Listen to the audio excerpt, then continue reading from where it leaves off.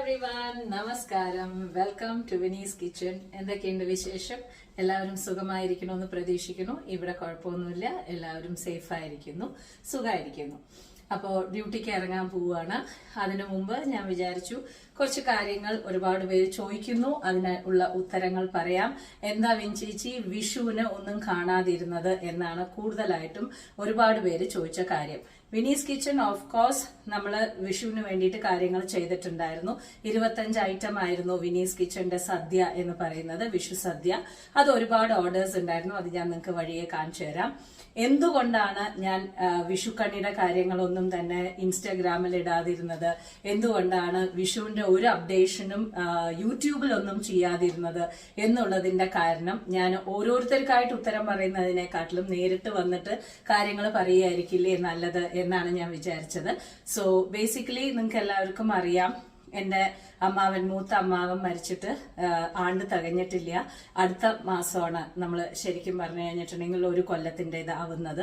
അതുകൊണ്ട് തന്നെയാണ് നമ്മൾ ചെയ്യാതിരുന്നത്. സോ ഓരോരുത്തർക്കും ഞാൻ ആദ്യം ഓരോരുത്തർക്കായിട്ട് എഴുതി. പിന്നെ നോക്കുമ്പോൾ ഒരേ ചോദ്യങ്ങൾ തന്നെ കുറേ വന്ന് കണ്ടപ്പോൾ ഞാൻ വിചാരിച്ചു എന്നാ പിന്നെ വന്ന് പറയാന്ന്. അപ്പോ അതുകൊണ്ടാണ് നമ്മൾ ഇപ്രാവശ്യം ഞങ്ങൾക്ക് വിഷു ഇല്ല, അതുകൊണ്ടാണ് ഞാൻ ചെയ്യാതിരുന്നത് കേട്ടോളൂ. അപ്പോ ഇനി വിഷുവിന്റെ വിശേഷങ്ങൾ എന്തായിരുന്നു അന്നത്തെ ദിവസം എന്ന് നോക്കണമെന്നുണ്ടെന്നുണ്ടെങ്കിൽ 25 ഐറ്റം തന്നെയായിരുന്നു വിനീസ് കിച്ചണില്. ഒരുപാട് ഈശ്വരൻ അനുഗ്രഹിച്ചിട്ട് ഒരുപാട് നല്ല രീതിയിൽ തന്നെ എനിക്കത് ചെയ്ത് തീർക്കാൻ പറ്റി. ഒരു വലിയ ബോക്സ് ആയിരുന്നു വിനീസ് കിച്ചൺ ഇപ്രാവശ്യവും ചെയ്തത്. ആൻഡ് എപ്പോഴും ഓണത്തിനും വിഷുവിനും നമ്മൾ ഒരു വലിയ ബോക്സ് തന്നെയാണ് ചെയ്യുന്നത്. ഇപ്പോഴും ആൾക്കാർ ചോദിച്ചുകൊണ്ടിരിക്കുന്നുണ്ട്, വിൻചേച്ചി നമുക്ക് ഏത് സമയത്ത് വേണമെങ്കിലും നിങ്ങളുടെ അടുത്ത് സദ്യ ബുക്ക് ചെയ്തിട്ട് വന്നിട്ട് നമുക്ക് കഴിക്കാൻ പറ്റുമോ എന്ന് ചോദിക്കുന്നുണ്ട്. ഡെഫിനറ്റ്ലി നിങ്ങൾക്ക് സദ്യ ബുക്ക് ചെയ്തിട്ട് നിങ്ങൾക്ക് എപ്പോൾ വേണമെങ്കിലും വന്ന് കഴിക്കാം. എന്റെ അടുത്തുള്ള ടേബിൾ എന്ന് നോക്കുകയാണെന്നുണ്ടെങ്കിൽ 6 പേർക്ക് ഇരുന്ന് കഴിക്കാൻ പാകത്തിനുള്ളതാണ്. അതുകൊണ്ട് തന്നെ എന്താണ് പറയാ, 2 പന്തിയൊക്കെ ആയിട്ടാണ് ആൾക്കാർ വന്നിട്ട് കഴിക്കാറുള്ളത്. സോ അങ്ങനെ നിങ്ങൾക്ക് പ്ലാൻ ചെയ്യണമെന്നുണ്ടെന്നുണ്ടെങ്കിൽ എന്റെ ഇൻസ്റ്റഗ്രാമിന്റെ ഞാൻ കൊടുക്കാം. അതിൽ നിങ്ങൾക്ക് ഒരു മെസ്സേജ് അയക്കാം, എന്നിട്ട് നമുക്ക് അതിന്റെ കാര്യങ്ങൾ സംസാരിക്കാം. ഓക്കെ, അപ്പോ അതായില്ലേ. അപ്പൊ വിഷുവിന്റെ വിശേഷങ്ങൾ കാര്യങ്ങളൊക്കെ നിങ്ങളൊന്ന് കണ്ടിട്ട് വരൂ. എന്നതിന് ശേഷം ഞാൻ നിങ്ങൾക്ക് ബാക്കിയുള്ള കാര്യങ്ങളുടെ അപ്ഡേറ്റ് പറയാം.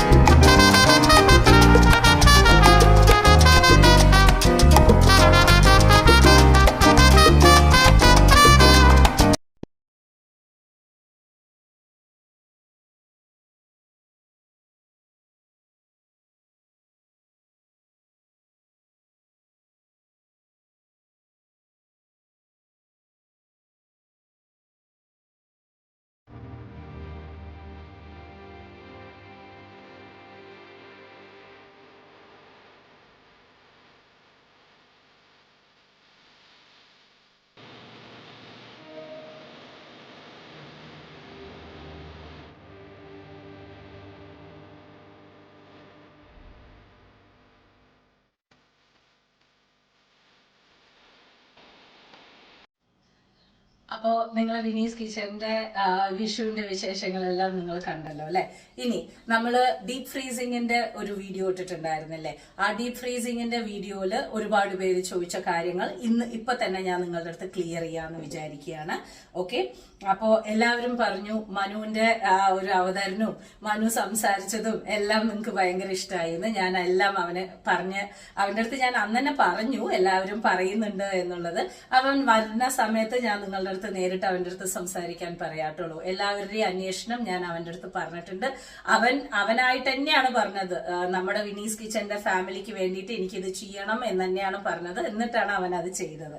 ഓക്കെ, ഒരാള് ചോദിച്ചിട്ടുണ്ട്, നിധ എന്നാണ് പേര് അവര് ചോദിച്ചിട്ടുണ്ട്, ma'am where we get freeze bags in Dubai. എല്ലാവിടെയും കിട്ടും, ഏത് സൂപ്പർ മാർക്കറ്റിൽ വേണമെങ്കിലും കിട്ടും. ഫ്രീസിംഗ് ബാഗ്സ് എന്നാണ് അതിന്റെ പേര് വരുന്നത്. അത് പല സൈസുകളിലാണ് കിട്ടുക. അതായത് ഇപ്പൊ ഞാൻ അവിടെ യൂസ് ചെയ്തിരിക്കുന്നത് ഇങ്ങനെ കെട്ടാൻ പാകത്തിനുള്ളതാണ്. സിപ്പ് ലോക്ക് ആയിട്ടുള്ള രീതിയിലും കിട്ടും, എത്ര സൈസിന് വേണമെങ്കിലും കിട്ടും. വലിയ വലിയ സൈസിൽ നമുക്ക് ചിക്കനും കാര്യങ്ങളൊക്കെ സ്റ്റോർ ചെയ്ത് വെക്കുന്ന പോലെ തന്നെ നമുക്ക് കിട്ടുന്നുണ്ട്. അപ്പോ എങ്ങനെയാണോ നിങ്ങളുടെ ആവശ്യം അതിനനുസരിച്ചിട്ടുള്ള രീതിയിൽ നിങ്ങൾക്ക് ഫ്രീസിംഗ് ബാഗ്സ് വാങ്ങിക്കാം. വാങ്ങിക്കാവുന്നതാണ്. ഇപ്പൊ വരുന്ന ഫ്രീസിംഗ് ബാഗ്സിലൊക്കെ പേര്, അതായത് എക്സ്പയറി ഡേറ്റ് വല്ലതും നിങ്ങൾക്ക് മെൻഷൻ ചെയ്യാനുണ്ടെങ്കിൽ, അതേമാതിരി ഈ ഡിഷിന്റെ വിഭവത്തിന്റെ പേരൊക്കെ നിങ്ങൾക്ക് മെൻഷൻ ചെയ്യാം. അങ്ങനെ നിങ്ങൾക്ക് എഴുതി വെക്കുന്ന പോലെയുള്ള ഇതും വരുന്നുണ്ട്, ഫ്രീസിംഗ് ബാഗ്സും വരുന്നുണ്ട് കേട്ടോ. ഓക്കെ, അടുത്തത് സേതുമാധവൻ ലീല ഹേമലത അങ്ങനെ പറഞ്ഞിട്ടുള്ള ഒരു ഐഡി എന്നാണ് വന്നിരിക്കുന്നത്. But Manu directly put the frozen curry in the microwave, did he തോ ഇറ്റ്? അതാണ് ഒരു കാര്യം കൂടി ആൾക്കാരുടെ അടുത്ത് പറയുന്നത്.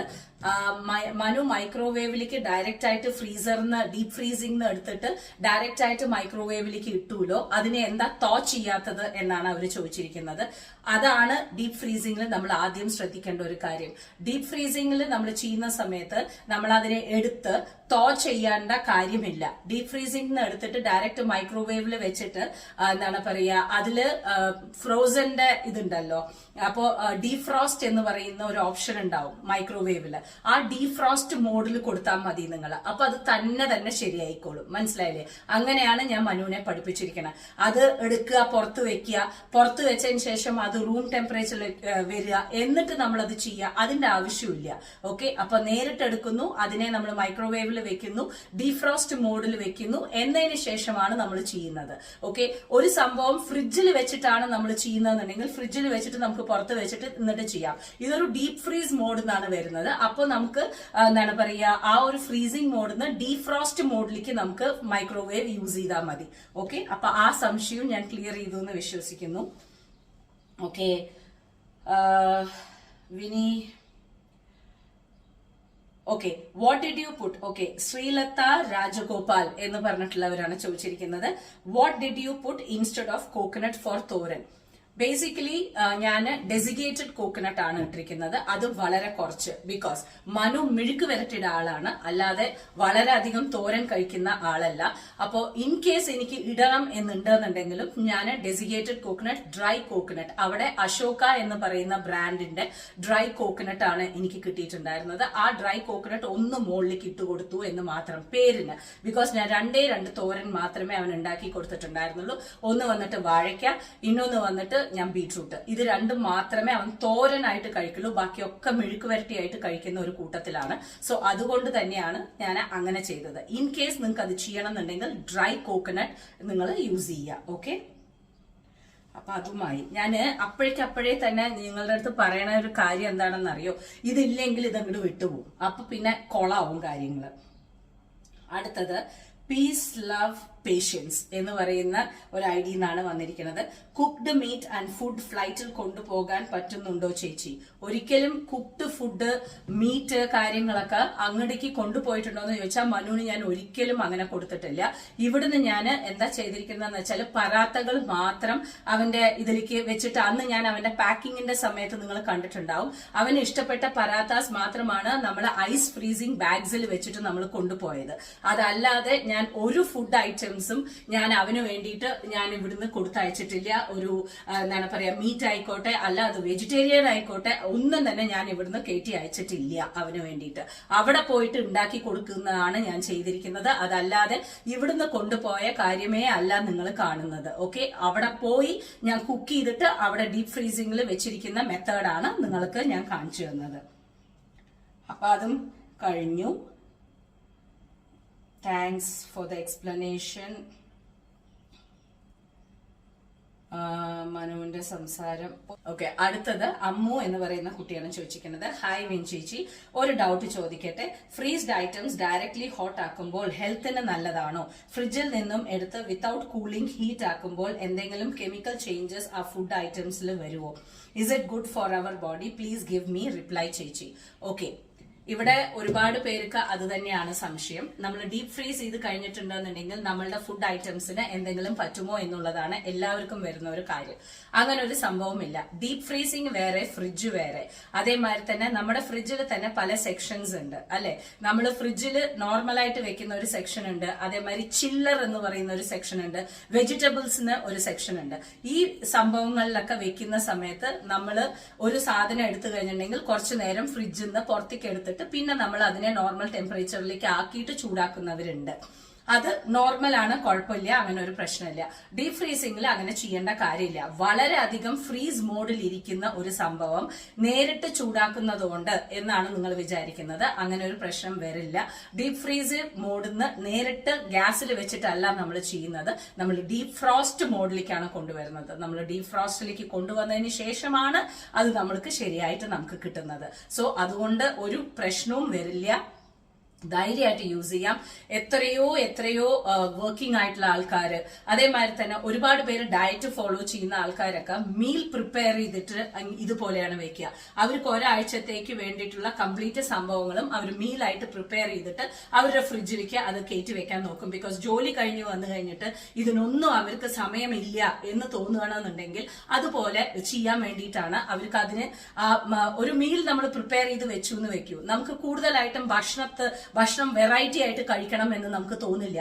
ആ ഒരു സംഭവം മാത്രം തന്നെ നമുക്ക് കഴിക്കണം എന്നുള്ളത് നമുക്കറിയാം. ലൈക്ക് വരുന്നു, നമ്മൾ കഴിക്കുന്നു, അത് എടുക്കുന്നു, നമ്മൾ കഴിക്കുന്നു.